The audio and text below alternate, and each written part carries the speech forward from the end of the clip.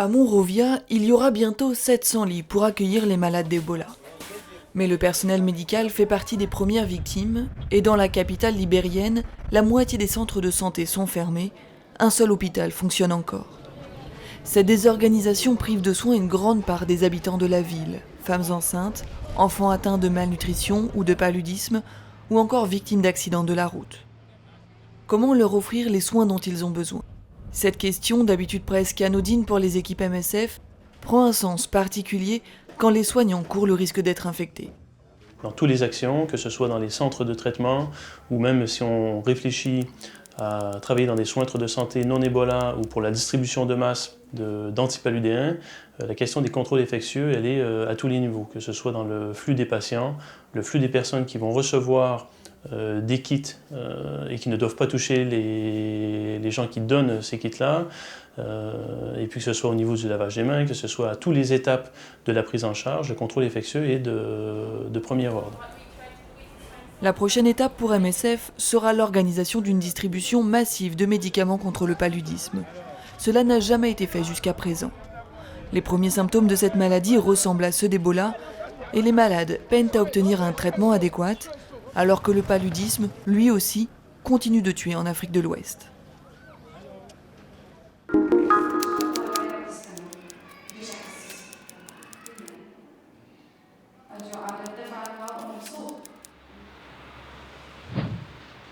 Irbid, dans le nord de la Jordanie, est tout près de la frontière syrienne.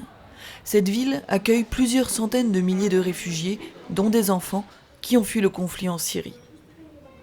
Gaza, après l'opération Bordure Protectrice. La population civile, qui vivait déjà sous le coup du blocus israélien, a payé un très lourd tribut lors de cette dernière guerre. À chaque fois, des enfants démunis face à ce déferlement de violence. Dans ces deux contextes, MSF s'apprête à ouvrir des programmes de soins psychologiques qui leur seront consacrés. L'idée, c'est de faire des programmes qui s'adressent à des enfants de moins de 12 ans. Sachant que quand on parle d'enfants, on parle aussi de leurs parents. Très souvent, plus les enfants sont petits d'ailleurs, plus leurs difficultés psychologiques traduisent aussi les difficultés psychologiques de leurs parents.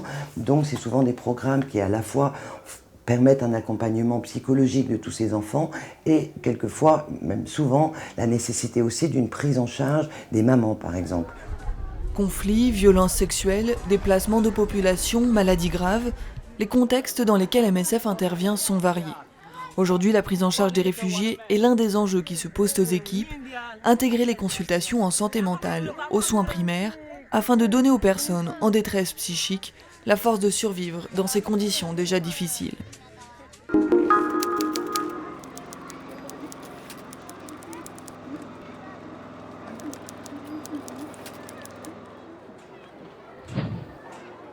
Pour les travailleurs humanitaires qui interviennent en Irak, il y a deux types de déplacés.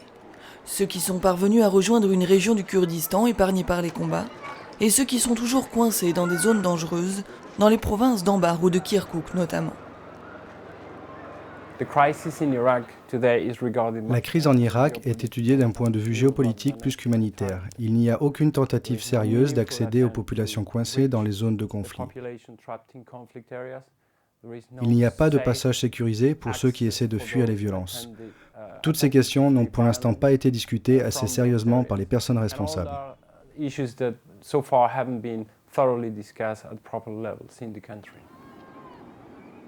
MSF s'efforce d'accéder aux populations des régions en proie aux violences, mais la marge de manœuvre des équipes reste pour le moment très limitée.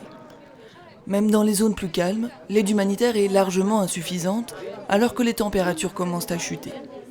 À Zako, non loin de la frontière turque, les Médecins sans frontières proposent des consultations médicales, distribuent couvertures et kits d'hygiène et installent latrines, douches et points d'eau dans l'un des camps de la ville.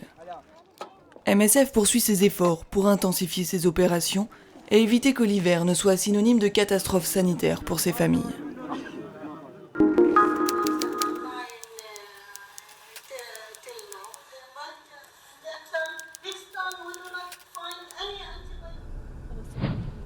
Dans son hôpital d'Amman, MSF prend en charge des blessés irakiens, syriens ou encore yéménites.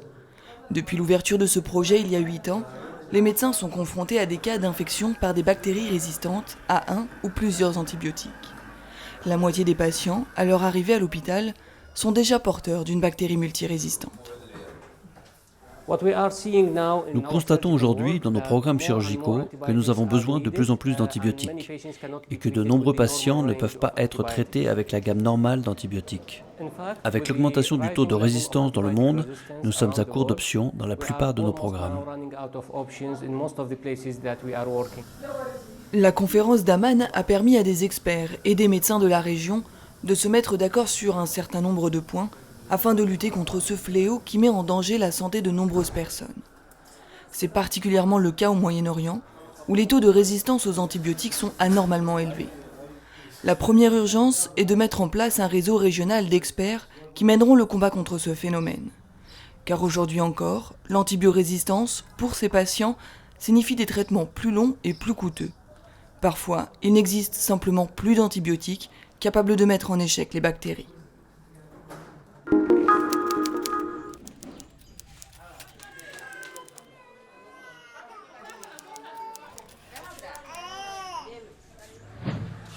Distribution de suppléments nutritionnels ou bien d'argent. Les acteurs qui tentent de prévenir l'apparition des cas de malnutrition aiguë sévère chez les enfants se servent de l'une ou l'autre de ces méthodes. L'équipe Épicentre au Niger a comparé leurs résultats. Cette étude montre que la meilleure manière d'empêcher la malnutrition dans ce contexte est de combiner les distributions d'argent et de suppléments nutritionnels. Dans ces programmes, MSF utilise des suppléments nutritionnels comme par exemple les pâtes à base de lait enrichies en micronutriments. Ils donnent de bons résultats et sont faciles à administrer aux enfants. L'étude montre que distribuer en plus une somme d'argent aide les foyers les plus vulnérables. D'un point de vue opérationnel, pour un groupe comme MSF, il s'agit simplement d'un outil supplémentaire parmi ceux que nous pouvons utiliser pour réduire la malnutrition dans nos projets. Mali, Soudan du Sud, République centrafricaine. En 2013, MSF a pris en charge plus de 230 000 enfants malnutris dans 30 pays différents.